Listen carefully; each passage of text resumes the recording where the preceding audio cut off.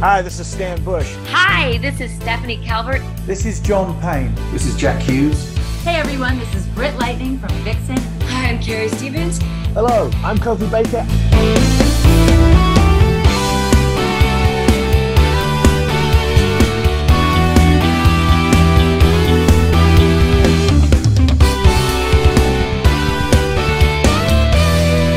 And you're listening to Play That Rock and Roll.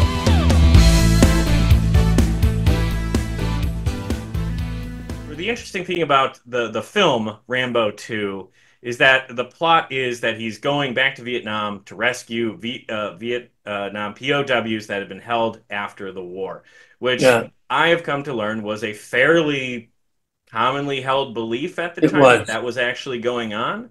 When you first heard that that was the plan for the script, what was your reaction to that?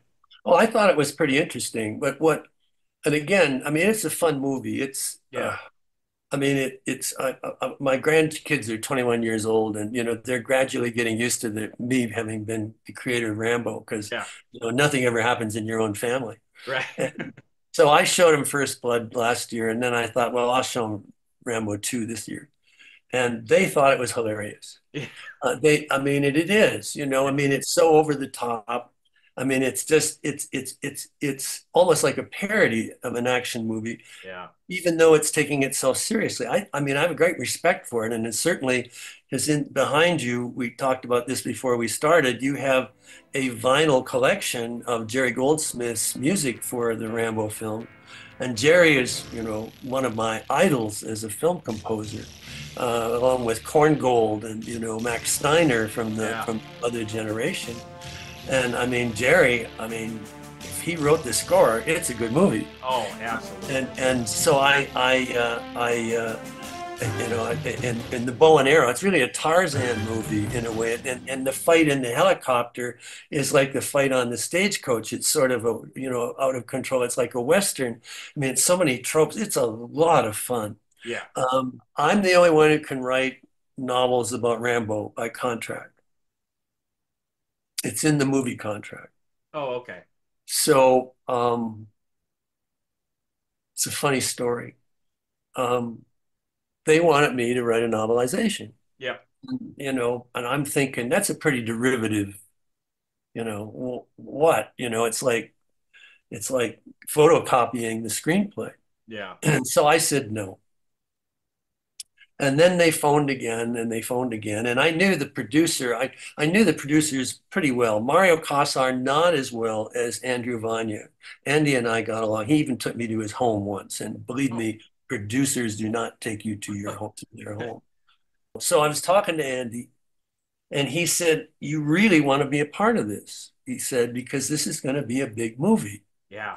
And I'm thinking, yeah. So the next morning, the doorbell rang at 8 o'clock. And like, who the hell rings the doorbell at 8 o'clock? Now, bear in mind, this is 1984. The police. It's the police. They've caught me. They found out.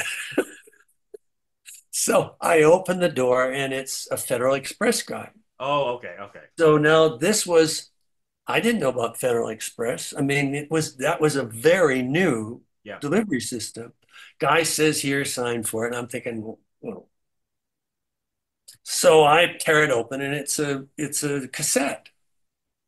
So I have time before I'm going to school. I've got a 9:30 class I have to teach.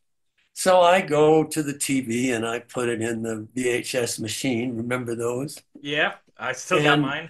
And here comes Sylvester in the helicopter with Jerry's music pounding away, attacking the village, the encampment, and landing, and taking the mini M60 and going, and then he's rescuing the hostages. Yep. And then it ended. That's what they'd cut together from that scene. Okay. It was only 3 minutes. Yeah. So I went to my wife, who was making breakfast for our kids. I said, "He's right. This is going to be a big movie."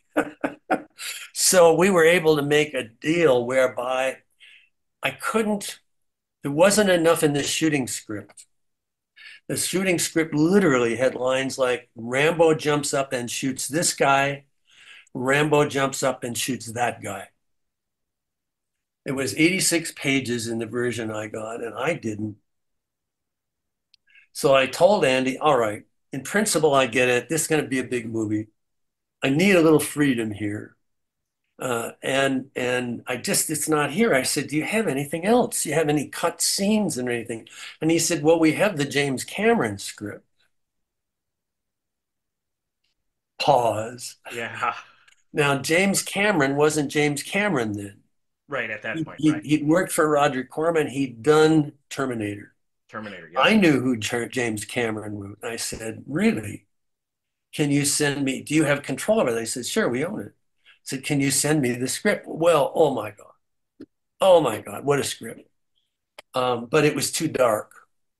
It starts with Rambo in an insane asylum in the basement behind bars Oh, with an armed guard outside, and Troutman comes to visit him and the light is off. And the guard says to Troutman, he broke the light again. He thinks he's the fucking Prince of Darkness. wow.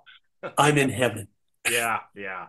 So I said to Andy, all right, this is what's going to happen. It's going to be 1/3 shooting script, 1/3 James Cameron, and 1/3 me. Because in all of these, don't you think that Rambo would have had a reaction to go back to the POW camp that he escaped from? I mean, it's not here. Right. So that's the stuff I want to put back in. So I had the liberty to do that because they needed me at a time when novelizations were important for merchandising, not now. So he said, fine. So it's this weird amalgam. There's never been a novelization like it. It broke all the rules. It was a New York Times bestseller. And it's, I mean, there's a company called Vinegar Syndrome, which is a home video uh,